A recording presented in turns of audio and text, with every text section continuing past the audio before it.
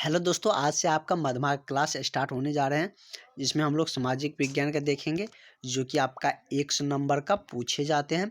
और सामाजिक विज्ञान में भी 4 पार्ट होते हैं, 5 पार्ट, तो उसमें से किसमें से कितना पूछे जाते हैं वे देख लेते हैं। जैसे इतिहास में 25 अंक का पूछे जाते हैं। उसके बाद देखें तो भूगोल में आपका 25 अंक का, राजनीतिक शास्त्र में 22 अंक का, अर्थशास्त्र में आपका 22 अंक का, और आपदा प्रबंधन से आपका 6 मार्क के पूछे जाते हैं। टोटल 100 मार्क के पूछे जाते हैं, जिसमें 3 घंटे दिए जाते हैं।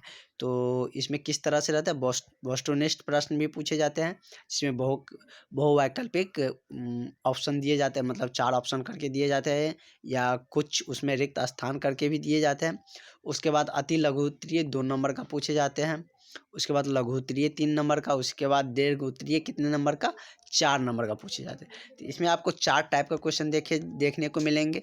एक तो ऑब्जेक्टिव बेस मिलेंगे 1 नंबर वाला, एक 2 नंबर वाला मिलेंगे अति लघु उत्तरीय, उसके बाद लघु उत्तरीय मिलेगा, उसके बाद दीर्घ उत्तरीय प्रश्न मिलेंगे। तो 4 टाइप का आपको प्रश्न देखने को मिलेंगे।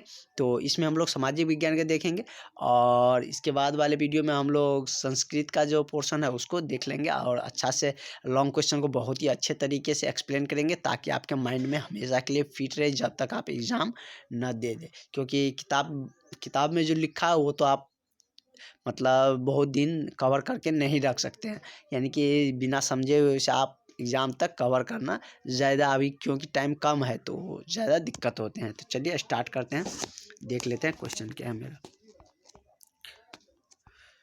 फर्स्ट अध्याय जो है इसका है कि यूरोप में राष्ट्रवाद एवं उसका उदय। तो इससे चलते हैं, हम लोग देख लेते हैं यूरोप में राष्ट्रवाद एवं उसके उदय के बारे में हम लोग जानकारियाँ लेते हैं। उसके बाद हम लोग, तो फर्स्ट मेरा क्वेश्चन है जो कि पहला अध्याय का है कि बुर्बो राजवंश का शासन किस देश में था। फर्स्ट ऑप्शन है किस में, रूस में, दूसरा है इंग्लैंड में, तीसरा है फ्रांस में, और चौथा क्या है, अमेरिका में। तो बुर्बो राजवंश का जो शासन था वह कहाँ था, फ्रांस में था। तो इसका करेक्ट आंसर क्या हो जाएगा, फ्रांस हो जाएंगे। ऑप्शन नंबर सी इसका करेक्ट हो जाएंगे। नेक्स्ट क्वेश्चन स्टार्ट करते हैं। दूसरा नंबर क्वेश्चन है कि मार्सिले किस देश के राष्ट्रभक्ति की गीत है। जैसे अपने सब राष्ट्रीय गीत क्या है, राष्ट्रीय गान तो मेरा जन गण मन है, और राष्ट्रीय गीत क्या है, सुजलम सुफलम। तो ये मतलब इसी तरह पूछा जा रहा है कि मौसिले जो है किस देश की राष्ट्रीय भक्ति गीत है। फर्स्ट ऑप्शन है इटली, दूसरा है जर्मनी, तीसरा है रूस, और चौथा क्या है मेरा, फ्रांस। तो मौसिले जो है वो फ्रांस का क्या है, राष्ट्रीय भक्ति गीत है। उसके बाद नेक्स्ट क्वेश्चन देखते हैं कि फ्रांस की किस संस्था ने लुई सोल्मे और उसकी फांसी की सज़ा दी थी। मतलब लुई सोल्मे को जब फांसी दी गई थी, तो यानी कि वो क्या किया गया था कि ज़्यादा क्रूरता से पेश आने लगे थे, क्योंकि टैक्स उसने, लुई सोल्मा जब फ्रांस का राष्ट्रपति बनाए गए थे तो उसने टैक्स बढ़ा दिया था। क्योंकि जब वो सत्ता में आए थे तब देखा था कि पूरा खजाना खाली है, तो उसने क्या किया था कि जनता पे टैक्स बढ़ा दिया था। इसके बाद वहाँ पे लेन ये तो इसके बाद वहाँ के जो नेपोलियन बोनापार्ट मतलब सत्ता संभाली थी। तो उसी के विद्रोह के दौरान क्या हुआ था, लुई सोल्मे और उसकी रानी की क्या हुई थी, फांसी की सज़ा सुनाई गई थी। तो कह रहा है कौन सी संस्था ने उसके फांसी की सज़ा सुनाई थी, वह किसने सुनाई थी, तो कॉन्वेंशन ने इसके मतलब लुई सोल्मे और उसकी रानी को फांसी की सज़ा दी गई थी। उसके बाद नेक्स्ट क्वेश्चन है कि फ्रांस में नेपोलियन संहिता किस वर्ष लागू हुआ। तो फ्रांस में नेपोलियन का संहिता, मतलब नेपोलियन का जो जब राज आया फ्रांस में, वो कब आया, 1804 ईस्वी में। मतलब नेपोलियन 1804 में क्या हुए, सत्ता में आए थे।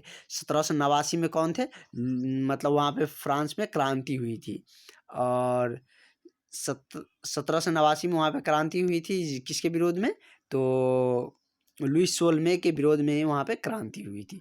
तो तब जाके बाद में क्या हुआ था कि 1804 में वहाँ के शासन कौन बन गए थे, नेपोलियन बोनापार्ट बने थे। उसके बाद नेक्स्ट क्वेश्चन है कि हंगरी की अधिकांश जनता कौन सी भाषा बोलती है। तो हंगरी की जो अधिकांश जनता होती है वो कौन सी भाषा बोलती है, तो मैग्यार भाषा बोलती है। कौन सी भाषा, मैग्यार भाषा। नेक्स्ट देखते हैं कि नेपोलियन ने जर्मनी के किस संस्था की स्थापना की थी। ट्रांसपेडेंस संघ या सिसेल्फलाइन संघ या राइन संघ की। तो नेपोलियन ने जो जिस संस्था की स्थापना की थी वह कौन सी संस्था थी? तो राइन संघ की स्थापना हुई थी। वो हमको लॉन्ग क्वेश्चन में भी देखने को मिलेंगे जहां हम लोग उसको डील कर रहे होंगे। तब उसके बाद है कि वायना सम्मेलन किस वर्ष हुआ था? तो वायना सम्मेलन 1815 ईस्वी में हुए थे। जो इम्पोर्टेंट है वही सारे क्वेश्चन देख लेते हैं।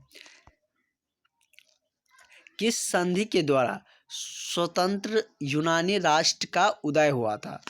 तो यूनानी राष्ट्र का यदि देखा जाए किस संधि के द्वारा था, तो वह कौन सी संधि थी? तो कुस्तिनतुनिया का संधि। क्या थे? कुस्तिनतुनिया के संधि के दौरान ही क्या हुआ था कि स्वतंत्र यूनानी राष्ट्र का उदय हुआ था। तो चलिए देखते हैं, नेक्स्ट क्वेश्चन की तरफ बढ़ते हैं। तो नेक्स्ट मेरा क्वेश्चन है कि सेडोवा के युद्ध में किसकी पराजय हुई थी? ऑस्ट्रेलिया की, पर्सा की, या नेपल्स की, या सार्डिनिया की? तो सेडोवा के युद्ध में किसकी पराजय हुई थी? तो ऑस्ट्रेलिया की। ऑस्ट्रेलिया को पराजय स्वीकार करना पड़ा था सेडोवा युद्ध में, क्योंकि वह तीनों तरफ से घिर गया था। कि ऑस्ट्रेलिया किसके मतलब अगर कहा जाए तो यूरोप के ऑस्ट्रेलिया, जर्मनी और तुर्की, उसके बाद हो गया फ्रांस, और ये सब के मतलब एकीकरण के जर्मनी हो गया, जर्मनी, इटली और फ्रांस, ये सब के एकीकरण के विरुद्ध में हमेशा रहता था, मतलब एक राष्ट्र नहीं होने देता था। तो ये तीनों राष्ट्र से यह घिर गया था इस युद्ध में, सेडोवा युद्ध में, जिसके कारण इसकी क्या हुई थी? हार हो गई थी। उसके बाद नेक्स्ट क्वेश्चन देखते हैं, निम्नलिखित में से किस युद्ध के परिणाम स्वरूप जर्मनी का एकीकरण हुआ था? तो जर्मनी का एकीकरण किसके स्वरूप हुआ था? तो सेडोवा युद्ध के दौरान ही उसके फलस्वरूप ही क्या हुआ था कि इसका एकीकरण। तो आगे हम इस वीडियो का अगला चैप्टर का डील करेंगे, जिसमें हम लोग आगे का क्वेश्चन इसमें ही देख लेते हैं, क्योंकि 7 मिनट ही हुआ। नेक्स्ट मेरा है कि समाजवाद, साम्यवाद एवं रूसी की क्रांति। तो इसका हम देख लेते हैं पहले। तो फर्स्ट मेरा क्वेश्चन है कि इंग्लैंड में समाजवाद का जनक कौन था? तो यदि देखा जाए तो इंग्लैंड में समाजवाद का जनक कौन थे? तो वो रॉबर्ट ओवेन थे। कौन थे? Robert Owen. उसके बाद नेक्स्ट क्वेश्चन है कि कम्युनिस्ट मैनिफेस्टो के लेखक कौन थे? तो कम्युनिस्ट मैनिफेस्टो के लेखक देखा जाए तो वो कौन थे? कार्ल मार्क्स और फ्रेडरिक साहब थे। इसका करेक्ट आंसर क्या हो जाएगा? ऑप्शन नंबर बी मेरा हो जाएंगे। देख लेते हैं कुछ अच्छा क्वेश्चन जो पूछने के ज़्यादा चांसेज है। उसके बाद ये क्वेश्चन देखते हैं कि 1917 में पहली रूसी क्रांति को किस ने जाना था, मतलब किस नाम से जाना जाता था? तो 1917 में रूस में कौन सी क्रांति हुई थी? मतलब फरवरी क्रांति हुई थी, और वहाँ पे मतलब 2 क्रांति प्रमुख थे, एक तो फरवरी क्रांति, एक अक्टूबर क्रांति। तो रूसी क्रांतिकारी को हम कभी कभी क्या बोलते हैं? अक्टूबर क्रांति भी बोला जाता है, लेकिन 1917 में जो हुआ था वो कौन से? फरवरी क्रांति हुई थी। नेक्स्ट देखते हैं, नवंबर 1917 की रूस की क्रांति का तत्कालीन कारण क्या था? किसानों का असंतोष, या श्रमिकों का असंतोष, या राजपुतीनों की भूमि, या क्या है कि प्रथम विश्व युद्ध में रूस की पराजय। तो इसका जो करेक्ट ऐसे तो ये भी है, मतलब जो ये भी इसका कारण है, ये भी है, लेकिन जो सबसे वाइटल, सबसे अच्छा है वो कौन है? गौ है। मतलब प्रथम विश्व युद्ध में जो रूस की हार हुई थी उसका भी एक बड़ा मतलब कारण था, क्योंकि इसी कारण इसमें क्रांति आई थी, क्योंकि वहाँ रोटी के लिए भी मार होने लगते थे, बहुत सारा पैसा लेके जाते थे, उसके बाद वहाँ पर रोटी खाने के लिए कुछ मिलते थे। तो यदि हम देखा जाए कि इस चैप्टर का नाम क्या था कि समाजवाद एवं साम्यवाद, तो समाजवाद और साम्यवाद का उदय जो देखा जाए तो वो कहाँ हुआ था? रूस में ही हुआ थे। उसके बाद कह रहा है कि अप्रैल, जो अच्छे क्वेश्चन है क्योंकि कम समय है वही हम ट्राई करते हैं करने का, और वही क्वेश्चन आपका आते हैं। नेक्स्ट क्वेश्चन है कि अप्रैल थीसिस किसने तैयार की थी? तो किसने दी थी? लेनिन ने ही क्या दिया था? अप्रैल थीसिस दी थी। वहाँ के जो जब वो सत्ता में आए थे तो उसने अपने अप्रैल थीसिस दी थी, मतलब जिसमें उसने 3 अपना स्टेटमेंट दिए थे।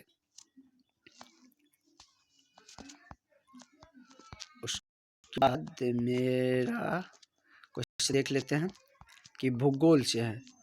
तो पहले ये वाला कर लेते हैं कि रूसी का ये वाला क्वेश्चन अच्छा क्वेश्चन है कि लाल सेना का गठन किसने किया था। यहाँ पे थोड़ा सा मिस प्रिंट हुआ, गठन होगा कि किसने किया था, जार निकोलस द्वितीय या जार अलेक्जेंडर द्वितीय या केरेंस्की या ट्रॉट्स्की ने। तो लाल सेना और चेका नामक गुप्त पुलिस की जो गठन किया था वो किसने किया था, ट्रॉट्स्की ने ही किए थे। नेक्स्ट क्वेश्चन वही है। चेका क्या है, तो चेका भी क्या था, एक विशेष पुलिस सत्ता थी, मतलब एक प्रकार की विशेष पुलिस थी जो किसके द्वारा बनाया गया था, ट्रॉट्स्की के द्वारा ही लाल सेना और चेका नामक गुप्त पुलिस की रचना की है, मतलब गठन किया गया था। नेक्स्ट है कि विश्व में समाजवादी शासन की स्थापना सर्वप्रथम किस देश में हुआ था। तो समाजवादी का पहला स्थापना कहाँ, हम फर्स्ट में ही बोल दिए तो रूस में हुआ था। रूस ने ही हमें सबसे पहले समाजवादी का विचारधारा प्रस्तुत किए थे और सबसे पहले वहीं पे लागू हुआ था। उसके बाद नेक्स्ट क्वेश्चन है कि लेनिन की मृत्यु किस वर्ष हुई। तो लेनिन की मृत्यु कब हुई थी, 1924 में हुई थी। कब हुई थी, 1924 में लेनिन की मृत्यु हुई थी। ये बहुत ही अच्छे क्वेश्चन है। उसके बाद नेक्स्ट क्वेश्चन है 20 ऑब्जेक्टिव सब में दिए गए क्योंकि उसमें 20 ऑब्जेक्टिव आपसे पूछे जाते हैं। सोवियत संघ की विघटन किस वर्ष हुआ था। तो सोवियत संघ का विघटन देखा जाए तो 1991 में हुआ था, मतलब उसमें से टूटना एक, जैसे रसिया है, अभी किसके बीच में युद्ध चल रहा है, रसिया और किसके बीच में युद्ध चल रहा है। तो अभी आप न्यूज़ में देखते होंगे कि रसिया और हम बात करें सोवियत संघ की तो इसमें बहुत सारे छोटे छोटे देश मिलकर एक सोवियत संघ बनाया था। जैसे यह पूरा बहुत ज़्यादा भाग तो रसिया का हो जाता है, इसमें पोलैंड मिला था, उसके बाद थाईलैंड मिला हुआ था और भी बहुत सारा ऐसे देश था जिसमें जो इसमें मिला हुआ था, जो सोवियत संघ का एक हिस्सा था। धीरे धीरे क्या हुआ, कटना स्टार्ट हो गया। जैसे पाकिस्तान से बांग्लादेश कट गया, अफगानिस्तान कटा, उसी तरह मतलब सोवियत संघ से भी कटना स्टार्ट हो गया, जो कि सब पहले किस में हुआ करते थे, रूस में ही हुआ करते थे। लेकिन अब सब धीरे धीरे कटना स्टार्ट हो गया। तो वही कह रहा है कि सोवियत संघ का विघटन मतलब बिछड़ना कब से स्टार्ट हुआ, तो वो कब से हुआ था, 1991 में।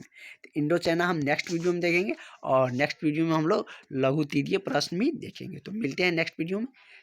यदि आप चैनल पर नहीं हो तो सब्सक्राइब जरूर करिएगा।